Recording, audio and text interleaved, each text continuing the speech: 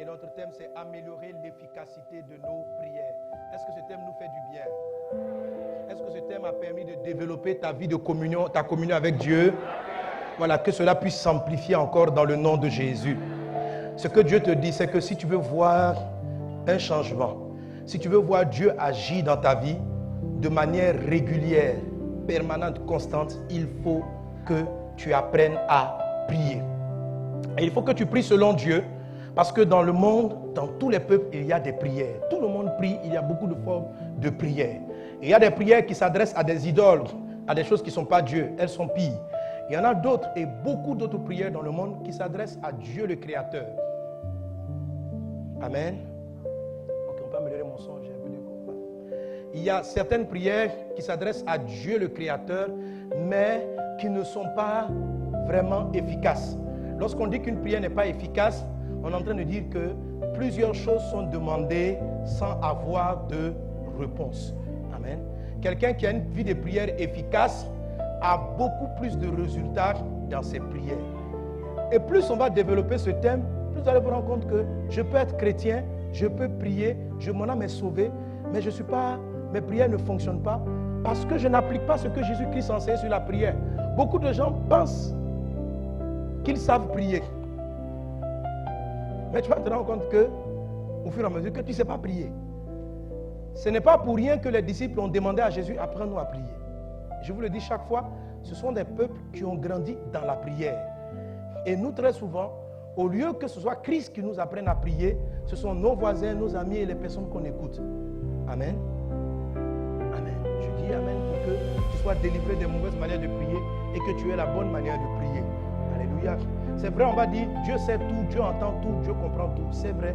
Mais comme je l'ai dit la dernière fois, il y a des façons de s'adresser aux gens. Si tu veux demander à quelqu'un de l'argent, il y a une manière de lui parler aussi. Amen. La foi, c'est croire que Dieu va te donner. Ça, c'est la foi. Maintenant, la prière, c'est la formulation de la prière. Comme je peux illustrer ça, je dis, si quelqu'un vient, il jaillit devant toi et puis il te dit subitement, donne-moi l'argent. Est-ce que tu as envie de lui donner? Non. Sinon, c'est une demande aussi. Amen. Mais s'il vient et il sait te parler, il sait te prendre, franchement, tu es plus encouragé à lui donner. Donc, la façon dont nous nous adressons à Dieu est très importante. Quelqu'un est-il avec moi? Quelqu'un est-il avec moi? Amen. Mais pour bien comprendre la prière, sois délivré de tes anciennes manières de penser de la prière. Si tu veux convertir tes anciennes manières de penser de la prière à ce que je vais dire, tu ne comprendras pas mon message, tu n'auras pas la révélation de la prière. Tu vas écouter le message, tu vas le voir juste comme un encouragement à ta façon de prier. Les disciples ont dû totalement reformater leur manière de prier pour commencer à avoir des résultats. Sans quoi, les autres prières aussi ont des résultats. Dieu répond, même aux païens. Dieu donne. Mais vous n'avez pas des résultats à 100%. Amen. Tu vas avoir une vie de prière exaucée à 100% dans le nom de Jésus. Ce secret-là t'amène à comprendre l'exaucement jusqu'à 100% dans le puissant et précieux nom de Jésus. Amen. Amen. La prière, comme je vous l'ai dit, et je vais beaucoup m'inspirer aujourd'hui sur ce point pour qu'on le comprenne bien. Dieu peut tout. Dieu peut tout. Mais les Saintes Écritures nous révèlent que Dieu a cédé la terre à l'être humain, à l'espèce humaine. Donc, les choses qui arrivent sur la terre dépendent des hommes. Si dans un pays, il y a beaucoup de méchants, il y aura le mal. Est-ce que Dieu veut le mal? Non. Mais Dieu qui a confié la terre aux hommes, laisse faire ce qu'il veut. De toute façon, toute âme, toute vie retourne à Dieu. Pour que le bien et les bonnes choses, les guérisons, les délivrances arrivent, il faut que Dieu, ça peut vous choquer, mais c'est la vérité. Quelque part, il faut que quelqu'un autorise Dieu à le faire. Amen. Pour que Dieu rentre dans ta famille, sauve ton frère, guérisse ton frère, il faut que quelqu'un dise à Dieu, viens. Et ce qu'il va dire, la façon dont il va dire, c'est ce qu'on appelle la prière. La prière est l'autorisation qu'on donne à Dieu d'intervenir. Quelqu'un est-il avec moi? Lorsque des gens invoquent des esprits mauvais, ils donnent l'autorisation à des démons d'agir. Les esprits mauvais aussi n'ont pas le pouvoir d'agir sur la terre comme ils le souhaitent. Il faut qu'il y ait quelqu'un qui soit parti faire des incantations ou qui les a appelés pour que ces esprits-là agissent. Amen. Maintenant, nous les chrétiens, nous devons faire intervenir davantage Dieu et ses grâces et ses faveurs afin que la paix, la joie, le bonheur divin soient manifestés sur cette terre. Quelqu'un donne un bon amen. Quelqu'un donne un bon amen. Alléluia. Mais il se trouve que souvent, nous ne savons pas ce qu'il nous convient de demander. Il y a des fois, on a des sujets, on peut les exprimer. Mais par exemple, si Dieu voit si Dieu sent qu'un malheur va arriver, il va l'exprimer. Mais pour qu'il intervienne et empêche le malheur d'arriver, par exemple un accident de véhicule, un drame, ce drame-là peut être empêché. Dieu n'est pas l'auteur des massacres, Dieu n'est pas l'auteur du terrorisme, des choses que vous voyez. Ce sont des gens qui veulent invoquer le diable et qui autorisent des démons de sang à venir les posséder et agir mal. Mais un enfant de Dieu, assez sensible, peut empêcher cela par, non pas une prière qui prie pour des événements passés, mais une forme de prière qui est capable d'anticipation, d'anticiper certains événements. Quelqu'un est-il avec moi? Il faut savoir que nous sommes en guerre contre les puissants des ténèbres. Donc, jusqu'à ce que Jésus revienne, jusqu'à la fin du monde, il y aura des choses comme ça. Le terrorisme, la guerre, ça, Jésus a déjà annoncé que ça allait être ainsi. Donc, c'est vrai qu'on doit être vraiment choqué, mais tout cela doit nous confirmer, nous conforter que la Bible est vraiment la parole de Dieu. C'est vrai que c'est douloureux de voir toutes ces choses, mais quand Jésus les écrivait, quand Jésus le disait, il dit, il va y avoir des drames. Les peuples vont se lever contre eux-mêmes. Il y aura des morts, il y aura des troubles. La Bible l'annonce clairement. Donc nous sommes victimes et nous voyons et nous subissons toutes ces choses-là. Mais dans cela, beaucoup de choses peuvent être sauvées, beaucoup de vies peuvent être sauvées, beaucoup de grâces peuvent être encore apportées, beaucoup de drames peuvent être empêchés par la puissance de la prière. Dis avec moi, Seigneur, apprends-moi à prier. Seigneur, apprends-moi à prier. Dernièrement, comme ça, quand j'ai entendu ce témoin ici au second culte, au niveau de l'école du dimanche, on a eu un petit problème d'électricité qui aurait pu être dramatique. Mais, quelque temps avant, Dieu a inspiré la responsable de l'école du dimanche. Elle était là, elle a senti fortement qu'elle devait aller très tôt à l'endroit. Elle a commencé à prier en langue. Et peut-être qu'elle n'est pas la seule qui a prié. Il y en a qui étaient dans leur maison, ils ont prié, ils ont commencé à prier en langue. Prier en langue. Elle priait. Mais ce n'est pas pourquoi. Amen. La prière, comme je vous ai dit la dernière fois, ouvre un canal entre le ciel et toi. Donc Dieu voyant l'incident, et au ciel il dit, ah, Satan veut embrouiller aujourd'hui les enfants. Il faut qu'un ange descende pour venir empêcher cela. Mais pour qu'il fasse descendre l'ange, il faut qu'il y ait quelqu'un qui ait créé la route, le canal. Amen. Qui va me dire, mais si Dieu veut, il peut empêcher. Non, il faut qu'il y ait quelqu'un qui ait créé le canal.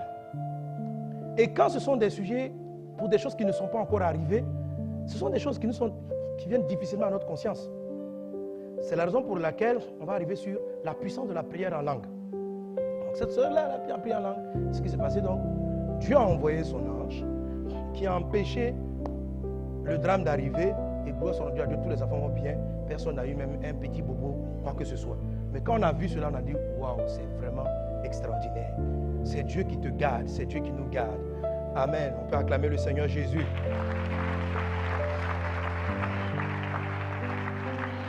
Alléluia. Alléluia. Alors, pour pouvoir prier efficacement, il faut que l'Esprit de Dieu nous conduise dans la prière, parce que l'Esprit sait tout. Dieu sait tout. Dieu connaît tout. Il sait les choses d'avance. Il sait les événements auxquels tu seras confronté. Et lorsque même pour des sujets qui sont présents, quand bien même tu sais à peu près ce qu'il faut demander, mais il y a des aspects que tu ignores dans les choses que tu demandes. Tu veux marier, tu veux épouser une personne, par exemple, tu pries Dieu, Seigneur, donne-la moi, mais il y a des choses que tu ne sais pas de cette personne. Et peut-être que si tu le savais, tu n'aurais pas prié comme ça. Mais l'Esprit qui sait tout sera capable d'orienter ta prière de manière juste afin que tu aies le mariage que tu attends dans le nom de Jésus. Quelqu'un donne un beau amen. Quelqu'un donne un beau amen. Amen. Donc, l'Esprit doit te conduire. Dis un voisin, l'Esprit doit te conduire. Et il y a une prière préférentielle de l'Esprit par laquelle il nous conduit. C'est ce que j'appelais tantôt la prière en langue. Alléluia. Je suis toujours à notre deuxième clé pour avoir une vie de prière efficace. La première, c'est laquelle? Prier en esprit. La deuxième, prier par l'esprit. Qui a fait sa retraite déjà? Les retraites. C'est que tu attends la suite pour pouvoir. Non, je dis dimanche, soyez là. Donc si vous faites votre retraite, ne mettez pas dimanche là-dedans. Voilà. Maintenant, comment faire même des retraites pendant qu'on est pris? Si tu demandes une permission au boulot que tu n'as pas, je vous l'ai dit plus ou moins dimanche. L'esprit te donne la soif, ok? Problème qui semble ne pas régler et les problèmes semblent s'amplifier et tu sais que tu as besoin vraiment que cela soit résolu absolument. Ça va créer ce qu'on a expliqué dimanche dernier, la soif. La soif doit t'amener à faire ce qu'on appelle une retraite. Maintenant, les retraites où tu vas prier, elles peuvent avoir plusieurs formes. Tu peux par exemple décider du lundi à vendredi ou à samedi de te lever tous les soirs de toutes les nuits de 1h du matin jusqu'à 4h. Où tu restes seul avec Dieu. C'est aussi une retraite. Quelquefois, sur le plan professionnel, vous ne pourrez pas vous retirer. Si vous avez l'occasion, quand vous êtes en vacances, profitez-en, faites des retraites. Mais la vie ne vous offre pas toujours cette possibilité. Jésus, par exemple, il y avait tellement de monde autour de lui que après sa période de jeûne et prière, les retraites que Jésus avait, ce n'étaient pas des longues retraites où il quittait toute la foule. Il se réveillait très tôt le matin. Il partait rester seul ou quelquefois il prenait les apôtres et puis il partait dans un lieu désert. Voilà. Mais on a lu même un texte. Jésus est parti dans le lieu désert. Quand il est arrivé là-bas, la foule l'a poursuivi. La foule l'a suivi. Donc il voulait se retirer. On dit non, il faut prier pour nous. Donc la ville, quelquefois, vous assaille. Okay? C'est pourquoi vous devez trouver des techniques de retraite, même si tout semble compliqué. Et quand les choses sont plus faciles, alors profitez-en, maximisez. Amen. Mais par exemple, des bons temps de prière, de retraite, c'est la nuit. Tout le monde dort, toi tu te lèves. Amen. Tu dors un peu tôt, 1h jusqu'à 4h, c'est puissant ça. Amen. Et tu fais ça la semaine. Et dans la soif, quand tu as soif, et que tu attends que l'esprit vienne te remplir, je vous expliquais comment on priait, il fallait rester calme, adorer Dieu, adorer, et puis attendre.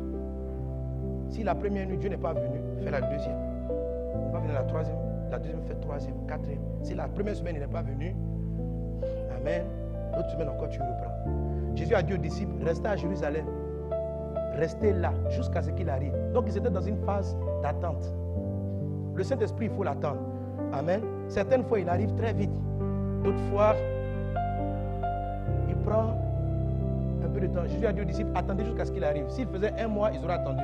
Mais ils ont attendu seulement 10 jours. Ils attendaient, ils priaient, ils chantaient, et puis ils réglaient en même temps les problèmes. On dit, bon, Judas est parti, qui va le remplacer? Il y avait des réunions, tout ça. Mais on dit, qu'est-ce que vous faites? On dit, on attend. Jésus a fait une promesse. Amen. L'attente aussi est importante. Donc, persister dans la prière. Je reviendrai là-dessus quand je parlerai de la prière fervente. Il faut persister, il faut être là. L'Esprit vient certainement et sûrement. Il va te remplir et il va te conduire dans la victoire. Alléluia. On a des problèmes avec l'attente parce que notre monde est devenu très impatient. Dans le monde, tout va vite. On est dans un monde télécommandé d'Internet. On n'a plus le temps. Même quand tu es en train de vouloir télécharger, ça ne va pas. Tu dis vraiment l'Internet ici. Tout est speed. Faites attention. Dieu est le même hier, aujourd'hui et éternellement. Donc le même Dieu qui prend son temps pour agir, il est le même hier. Parce que quand les gens disent Dieu est le même hier, eux ils veulent que le côté miracle soit le même hier, aujourd'hui et éternellement. Maintenant, quand Dieu a fait attendre Abraham près de 17 ans, non, là il ne faut pas être le même. Moi, si je dis je veux mon enfant là, il ne faut pas être le même. Ce que tu as fait à Abraham, il ne faut pas être le même hier. 17 ans d'attente de l'enfant, ça c'est du temps d'Abraham. Aujourd'hui, on est dans un monde, tu comprends Dieu. On n'a plus le temps. De nos jours, time is money. Et Dieu, on n'a pas le temps. Quand on demande ça en même temps, s'il n'a pas venu, on est angoissé, stressé, c'est comme ça. Dieu est devenu, on veut que Dieu soit dans la télécommande. Même pour aller allumer notre télé, on ne se lève plus. Pour aller allumer la clim, avant même, pour allumer ton climatiseur, tu vas te lever, tu vas éteindre. Maintenant, tout est speed, frère. Tout est speed. Avant, il fallait se déplacer, aller chercher le téléphone dans la maison. Maintenant, on se promène avec le téléphone. Mais Dieu n'a pas changé. Dieu n'a pas changé. Dis à ton voisin, il n'a pas changé. Amen. Il ne s'est pas modernisé parce qu'il est déjà moderne. Il est toujours moderne. Et il a raison sur votre évolution. Tous ceux qui sont pressés vont comprendre que dans le fond, ils perdent du temps. Quand tu fais les choses au temps de Dieu, non seulement tu es à l'heure, tu es précis, tu es juste dans le temps. Amen. Donc, attendez. Habakkuk dit, Dieu dit à Habakkuk, reste à ta place. Amen. Si la prophétie tarde, attends-la. Elle s'accomplira. Elle s'accomplira certainement. Dis ça à ton voisin. Attends. Donc, si tu dois te lever tous les jours de 1h à 4h, une semaine, tu dis parce qu'il n'est pas encore venu. Tu dis, est-ce que Dieu est venu? Pas encore. Je continue. Amen. Quelquefois aussi, ça peut être en 3 minutes. À peine tu veux faire ta retraite. Ça m'est déjà arrivé. C'est-à-dire, dès que je rentre, oh Seigneur, je vais attendre. Et toi-même, tu te prépares à rester une semaine. La première heure, c'est fini. Il dit, mon fils, ta prière est finie. 16 heures aussi. Comment ça? Je suis venu. On dit, va à la maison, le problème est déjà réglé. Ah, ça vous voulez ça? Malheureusement, ce n'est pas toujours comme ça. Amen. Il y en a qui veulent baratiner Dieu. Dieu, tu vois, si tu fais vite, je vais faire vite aussi les choses. Amen. Et quand l'Esprit vient, la première des choses qu'il fait, il te remplit. Il te remplit pour que tu aies la contenance suffisante pour traiter les défis nouveaux auxquels tu es confronté. Amen. Alors, laisse-moi expliquer. Quand l'Esprit te remplit, il y a un don spirituel parce qu'il te donne des dons. Les dons, c'est quoi? Ce sont de nouvelles capacités. C'est ce qu'on appelle les dons. Il te donne plus de sagesse, on appelle les dons de sagesse. Il te donne même, il y a des dons de prophétie. Il donne à ton esprit la capacité d'anticiper le futur. Amen. Ce sont des dons de l'esprit. Donc tu sens les choses avant qu'elles n'arrivent. Ça te permet de t'organiser, de gérer facilement tes affaires, ton travail, tes activités professionnelles. Parce qu'avec le don de la prophétie, tu es capable d'anticiper les choses. Ce n'est pas que tu entends de manière audible, ainsi dit Dieu, dans 3 jours, les impôts vont passer. Donc, non, c'est pas ça. Amen. Voilà, c'est pas comme ça. Amen. Tu sens qu'en ce moment-là, tu dois mettre de l'ordre dans les choses. Et quand tu le fais, quand les gens arrivent, tu dis, waouh, heureusement que ce matin j'ai réglé ce dossier. Pourquoi? C'est l'esprit de la prophétie qui est en toi. Il anticipe les mouvements.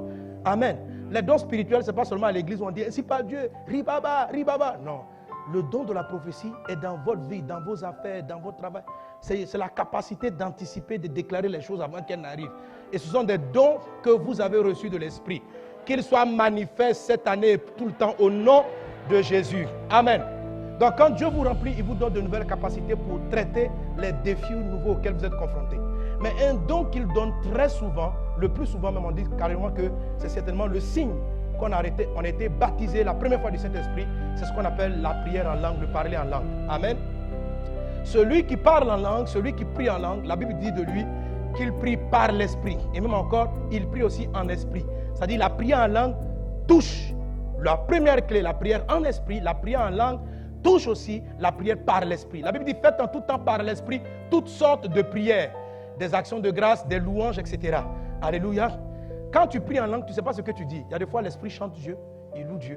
Certaines fois il intercède, tu ne sais pas. Donc la prière en langue permet de toucher les différentes sortes de prières. Dis à un voisin, prie beaucoup en langue. Prie beaucoup en langue. Que celui qui n'a pas encore reçu cela reçoive cela dans le nom de Jésus. Amen, amen, amen. Amen. Amen.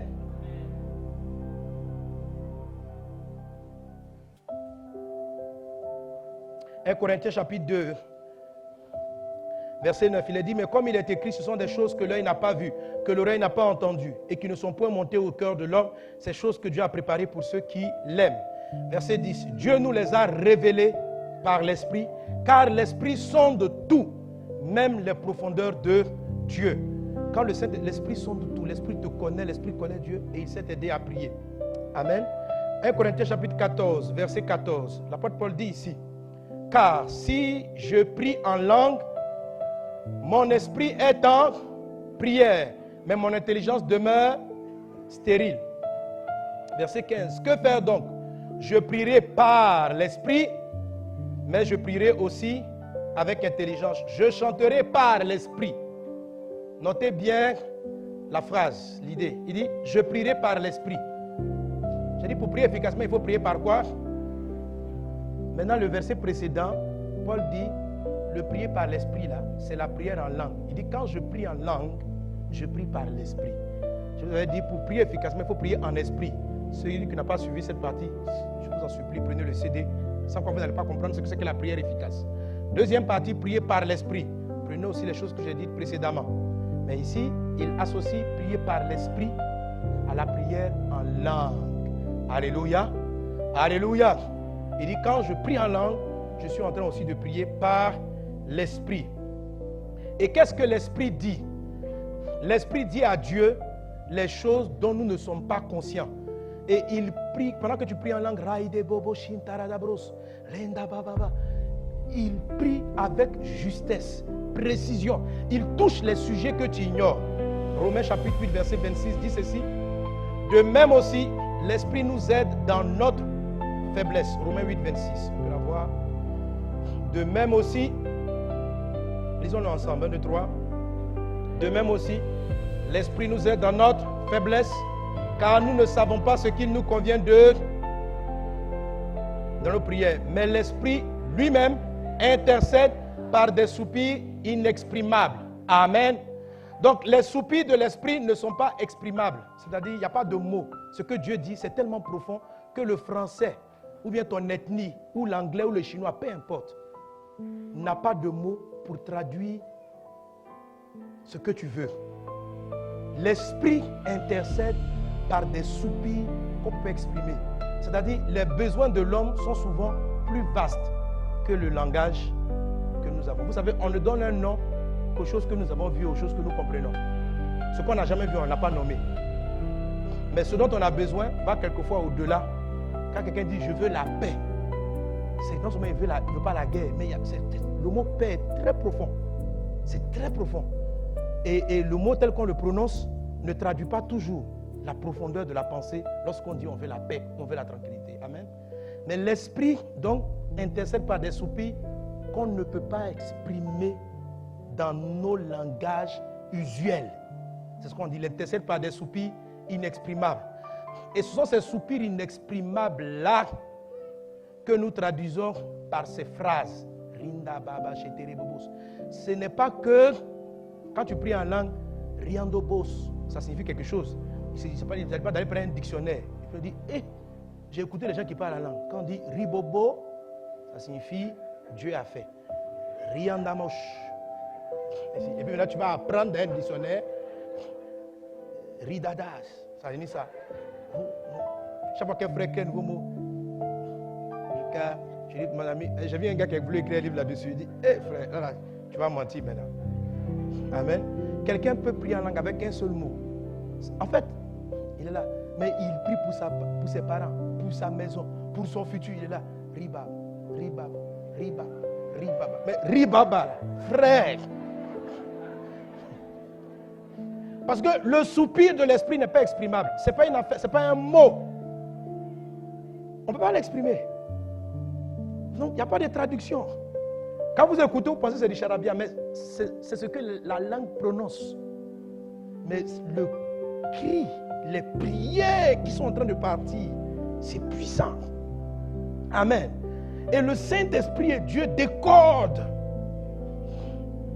C'est un langage codé. Les démons ne savent pas de quoi tu parles. Personne ne comprend. Quand tu pries en langue, c'est codé. Vous savez, en termes de guerre, si tu décodes la communication de ton ennemi, tu as pris l'ascendant sur lui. C'est pourquoi la prière en langue et la prière est une prière dangereusement codée. Amen. Il sait exactement, elle prend la route. Qu'est-ce que... Amen. Amen. C'est pourquoi les grands hommes de Dieu comme l'apôtre Paul dit ceci. Paul dit, je prie en langue plus que vous tous. Amen. Dis à voisin, prie en langue. Prie en langue. Prie en langue. Alléluia.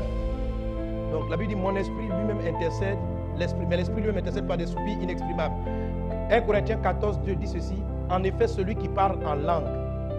1 Corinthiens 14, 2. En effet, celui qui parle en langue ne parle pas aux hommes, mais à Dieu, car personne ne le comprend. Amen. Donc, il traduit un langage incompréhensible. Amen. Bon, il y a deux grandes formes de parler en langue. Il y a un qu'on appelle la xélolalie et un qu'on appelle la glosolalie. Si tu n'as pas compris, ce n'est pas grave. Voilà. Le jour où les disciples ont reçu la prière en langue, Actes des Apôtres, beaucoup d'entre eux se sont exprimés en zélolalie. La zélolalie, l'esprit est venu sur eux et ils ont commencé à faire des... Ils ont parlé en langue, mais des langues qu'eux-mêmes ils ne comprenaient pas, mais qui étaient des langues terrestres. Voilà. Et ça, moi je l'ai déjà vu quelques fois. Des enfants qui ne parlent pas l'anglais, qui se mettent à prier en anglais ou en chinois, ou des gens, ils ne parlent pas bété, ils parlent bété en priant en langue. Quand quelqu'un prie en langue, c'est la zélolalie. Maintenant, il y a la glosolalie. La personne ne le comprend. Amen. C'est le langage le plus codé, le plus dangereux, le plus puissant. Amen. Amen. 1 Corinthiens 14, 18, je rends grâce à Dieu de ce que je parle en langue plus que vous tous. Quand tu pries en langue, tu construis ton esprit, ton être intérieur devient fort. Tu t'édifies, tu édifies des choses dans ta vie, tu fortifies. 1 Corinthiens 14, 4, celui qui parle en langue s'édifie lui-même. Amen. Amen.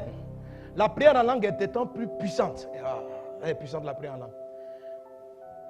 Le premier secret de la prière, c'était de prier comment? En esprit. Et je vous ai dit, ça signifie quoi? Jésus dit, quand tu pries, fais quoi? Entre dans ta chambre, ferme la porte, et ton Père qui est là dans le lieu secret. Je dis que ce que Jésus a dit ainsi traduit le fait d'aller prier en esprit. C'est-à-dire, ne prie pas dans ton corps, dans ta chair, dans ton âme, mais entre dans le profond de ton cœur. Sois vrai, sois sincère dans ce que tu dis à Dieu. C'est ça, on dit, là, tu es en esprit. Quand tu dis, mon Dieu, je t'aime, tu es grand, tu penses à ce que tu dis, tu es profond, tu n'es pas distrait. Amen. Quand Jésus dit, ferme la porte, ça veut dire, ne laisse pas la faiblesse de la chair, les idées baladeuses venues rentrer dans ta chambre de prière et te distraire. C'est ce que signifie, ferme la porte. Mais un des combats les plus difficiles dans la prière, c'est arriver à fermer la porte. Fermer la porte, frère. Là, quand j'ai fini d'expliquer, prie en esprit. Tout le monde est d'accord. Tu vas te concentrer. Oh Jésus, oh mon Dieu, tu es bon. Oh mon Dieu. En même temps que tu dis ça, tu te souviens du frère, je pense à un frère Germain. Tu te souviens, tu dis, est-ce que je lui ai donné son argent même? Oh, distraction. Oh mon Dieu, tu es bon. Oh mon Dieu. En même temps, ta porte spirituelle n'est pas fermée. En même temps, est-ce que tu as payé le loyer? Quand tu as quitté, tu as fermé la porte, donc tu n'arrives pas à rester connecté. Il y a des interférences. Le son est brouillé. Amen. Donc, c'est pourquoi je te dis, quand tu rentres en prière, entre dans ta chambre, c'est dans ton cœur, ferme la porte, concentre-toi. Mais ça, c'est pas du tout évident. Il y a des jours, c'est facile. Certaines autres fois, c'est très difficile. Amen. Alors, la prière en langue vient résoudre le problème. La prière en langue résout le problème. Il dit ceci. Car si je prie en langue, mon esprit est en prière, mais mon intelligence demeure stérile. Écoute, toute distraction arrive par ton intelligence. La distraction, la porte ouverte, c'est là. Est-ce que tu es... Quand tu quittais la maison, tu as fermé la porte à clé. Maintenant, tu peux être dans le culte ici. Est-ce que j'ai condamné ma voiture avant de descendre? Est-ce que j'ai condamné? Et tu vas aller voir, tu as condamné. Tu reviens après. Est-ce que je suis sûr que j'ai vraiment... Ah, c'est la distraction. Le diable est venu te distraire. Parce qu'il a peur de la prière que tu vas faire monter vers Dieu. Amen. Et d'où ça vient? Tout ça s'attaque ton intelligence. Pourquoi la prière en langue est efficace? Il dit, quand tu pries en langue, ton esprit est en prière. Donc, quand on dit ton esprit en prière, c'est que tu es dans le lieu secret. C'est là la prière en esprit. Et puis il dit, ton intelligence demeure stérile. Donc, la prière en langue exclut ou bien ferme la porte à l'intelligence. Ce qui veut dire que quand on prie en langue, peu importe ce que ton intelligence pense, ça n'a pas d'incidence. C'est pourquoi c'est avec la prière en langue qu'on peut prier sans cesse. Tu es connecté en esprit. Tu es en train de laver les enfants. Ton intelligence réfléchit à ça, mais la langue a déjà fermé la porte. Il dit, quand tu pries en langue, l'intelligence ne peut pas venir te distraire. L'intelligence n'intervient pas. La porte est fermée. Amen. Donc, Jésus, sachant que la prière était très difficile, arriver à fermer la porte pour rester dans le lieu secret, c'est un travail qui n'est pas du tout évident. Alors, il nous a donné la prière en langue. Quand tu pries en langue, c'est pourquoi tu peux conduire en prière. Quand tu commences à prier en langue, tu es entré dans le lieu secret, tu as fermé la porte et l'esprit est connecté au Père.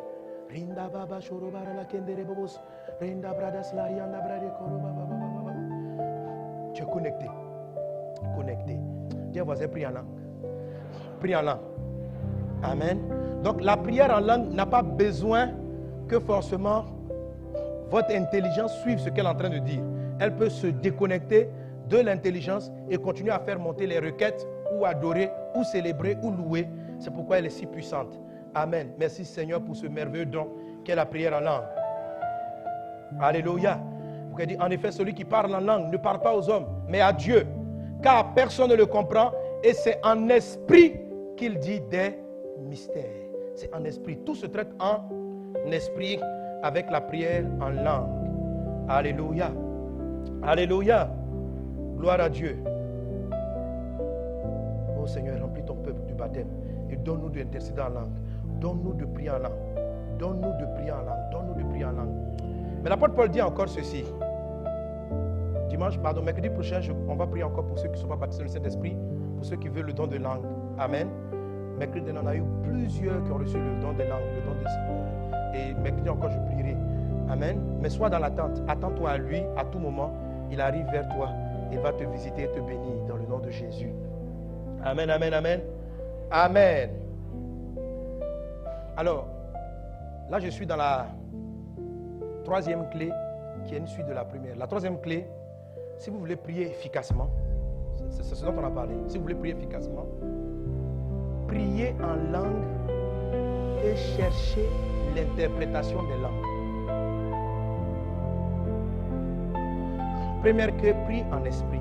Deuxième clé, prie par l'esprit. Troisième clé, prie en langue. Mais cherche aussi l'interprétation des langues. Les deux là doivent être combinés, ça rend encore la prière plus efficace. 1 Corinthiens 14 toujours, l'apôtre Paul dit, de même vous, puisque vous aspirez aux dons spirituels, que ce soit pour l'édification de l'église, que vous cherchez à en posséder abondamment. C'est pourquoi que celui qui parle en langue prie pour avoir le don d'interpréter. Suivez très bien. Tous ceux qui prient en langue, suivez-moi bien ici. Amen. Car si je prie en langue, mon esprit en prière, mais mon intelligence demeure stérile. Verset 15. Que faire donc? Je prierai par l'esprit, mais je prierai aussi avec intelligence. Le verset précédent nous montre que prier par intelligence, c'est je prie en langue, mais mon intelligence, même si elle reste stérile, a son utilité. Savoir à un moment donné ou bien formuler, comprendre plus ou moins ce dont je suis en train de parler en langue. Beaucoup de personnes ont le don en langue, mais ne recherchent pas le don d'interpréter. L'apôtre Paul n'élimine pas l'intelligence dans la prière. Elle a son utilité. Quelqu'un est-il avec moi? La prière en langue te connecte à Dieu. Et vous allez comprendre. L'interprétation des langues, c'est-à-dire traduire intelligemment, compréhensivement, ce qui est dit en mystère est nécessaire pour édifier autour de toi. La prière en langue te connecte avec le ciel. L'interprétation permet à ce que tu as dit de construire les choses dans le monde naturel. Quelqu'un qui demeure seulement dans la prière en langue a une connexion verticale très développée. Mais s'il ne travaille pas aussi l'interprétation, amen, tu vas dire des grandes choses, mais dans le monde physique, les choses vont aller très lentement. Parce que tout est créé par la parole. Ce que tu dis dans l'esprit là, il faut que, pour que ça aille plus vite, il faut le déclarer sur terre. Si par exemple tu es en train de prier en langue, tu es en train de prier en langue pour ton travail. L'esprit dit, cette année il faut que vraiment tu travailles. Et il voit toutes les chaînes qui t'ont paralysé. Donc au ciel, le ciel t'envoie le travail, les anges viennent. Voilà l'intelligence qu'il te faut, verticale. Voilà, celui qui prie en langue s'édifie lui-même. Et maintenant, toi tu sais travailler. Maintenant, il faut que les portes terrestres te soient ouvertes. Le don d'interpréter. Mes amis, en fait, ce que je vous explique, je vais vous amener à voir au-delà de ce qu'on nous a toujours expliqué à l'église. C'est plus profond que quelqu'un prie en langue. Rit, non, et puis quelqu'un dit, je reçois. Dieu dit, répentez-vous, répentez-vous. Alléluia, Jésus revient. Ça, c'est très puissant. Mais le parler en langue va au-delà. Il fait ce qu'on fait à l'église. Mais il peut traduire dans le monde réel les choses qui ont été dites de manière mystérieuse, et quand on les déclare dans le monde réel, elles ont de l'impact plus rapidement dans le monde réel. Voilà ce qu'il dit. Il dit, que faire donc? Je prierai par l'esprit, verset 15, mais je prierai aussi avec l'intelligence. Je chanterai par l'esprit. Quand il dit par l'esprit, là, c'est en langue. Amen. Je chanterai en langue, mais je chanterai aussi avec l'intelligence. Autrement, si tu rends grâce en langue, comment celui qui est dans le rang de l'homme, du peuple, répondra-t-il Amen à ton action de grâce, puisqu'il ne sait pas ce que tu dis? Amen, ça veut dire je reçois. Ça veut dire comment quelqu'un peut recevoir pour être édifié si tu n'as rien pour lui, si tu ne dis pas quelque chose pour lequel il pourra dire Amen. Mais ce que tu m'as fait comprendre quand je lisais ce texte, il m'a dit, quand on prie, il dit c'est plus que, c'est pas le simple individu, la nature même a besoin que tu lui parles. Les circonstances ont besoin que tu parles. Que quand vous priez en langue, vous êtes en train de prier, je déplace la montagne, je déplace la montagne, Rianda Brada Sotorobo. À un moment donné, quand tu as l'interprétation, quand tu ouvres la bouche avec l'intelligence maintenant, tu sens que l'esprit te dit de prier contre, il dit parle, et tu dis à la montagne, déplace-toi. Tu pries en langue, tu pries en langue, tu pries en langue. Faut pas dire, quand tu as fini de prier en langue, il ne faut pas quitter comme ça ta prière. Il était en train de dire des choses. Ceux qui ont le don d'interpréter, à un moment donné, ils sentent qu'ils vont prier avec des mots intelligibles. Mais ce n'est pas forcément des demandes. Ça va varier. Quelquefois, ils vont se lever et vont dire Seigneur, merci. D'autres fois, ils seront remplis d'une sainte colère. Il dit dans ce bureau-là, j'envoie le feu de Dieu. C'est ce qu'il est en train de dire en langue. Il disait ça en langue. Il disait ça en langue. Il disait ça en langue. Et Dieu l'a rempli. Dieu l'a rempli. Mais le bureau et l'opposition dans le bureau ne peuvent pas dire Amen si ce n'est pas passé dans un langage qu'eux ils comprennent. Donc, ceux qui restent dans la prière en langue sont des gens qui demeurent dans leur vie chrétienne avec beaucoup de promesses sans effet. Est-ce que quelqu'un me suit? Aïe, tu es dans les promesses. Dieu dit, j'ai fait ça. J'ai t'ai donné le mariage, j'ai tout donné. Riambo, chakarababaya, darababous. Tu as créé le canal. Dieu t'a édifié. Mariage, l'argent, tout est arrivé. Tu es bourré de ça. Mais tu ne sais pas interpréter. Or, il faut appeler l'argent. Il faut appeler le travail. Si tu dis, Seigneur, si tu as, il dit, quand je prie, je vais prier aussi pour interpréter. Sinon, la nature ne peut pas dire Amen. Ne peut pas recevoir la parole de Dieu parce qu'elle n'a pas compris. J'étais en train de parler en mode codé. Et c'est un code que ni le vent, ni la tempête, personne ne comprend. Donc, comment les choses peuvent-elles bouger si personne ne le dit? Pour que les choses bougent, Dieu dit, s'il y a une montagne devant toi, que tu dis à cette montagne, déplace-toi. Mais maintenant, la montagne, quand Jésus s'est levé devant la mer, il n'a pas prié en langue. Il dit, mais va, tais-toi. La nature a compris. Mais la prière en langue, ni la nature, rien de là. Personne ne comprend. Donc tu peux être en train de dire en langue, Rindaba, tempête, arrête-toi. Riando, chakarabababa. Rianda brada sorobaralaki. Amen. Et tu te vas à la maison. On a fait, on a prié, on a prié, on a prié. La tempête sera là. Mais quand tu pries en langue pendant un moment, il faut savoir que tu n'as pas fini de prier. Paul dit, je préfère prier en langue. J'ai dit des mots en langue, mais je dois dire aussi avec mon intelligence. Je dois dire ce que je dis là, plus ou moins. Et à un moment donné, quand tu as prié en langue, tu dois savoir que il faut pouvoir traduire cela en langage intelligible et te lever Dis dans le nom de Jésus, je me dresse contre ce vent et cette tempête qui est en train de bouleverser ma maison et ma famille et mes beaux-parents. Dans le nom de Jésus, elle s'arrête. Pendant que tu pries en langue, tu as reçu toute l'énergie. Elle a le don d'interpréter. Quand tu as ordonné, la nature se met au garde à vous. Elle dit, Dieu a parlé, Amen. Nous, on se soumet. La prière en langue est la connexion qui vous permet de déclarer sur la terre. Pour que la terre dise Amen, il faut que la prière en langue soit traduite. Tant que la prière en langue n'est pas traduite, elle reste incomplète. Paul dit, je chanterai par l'esprit. Je prierai aussi avec intelligence. Je prierai par l'esprit, mais je vais prier aussi avec intelligence.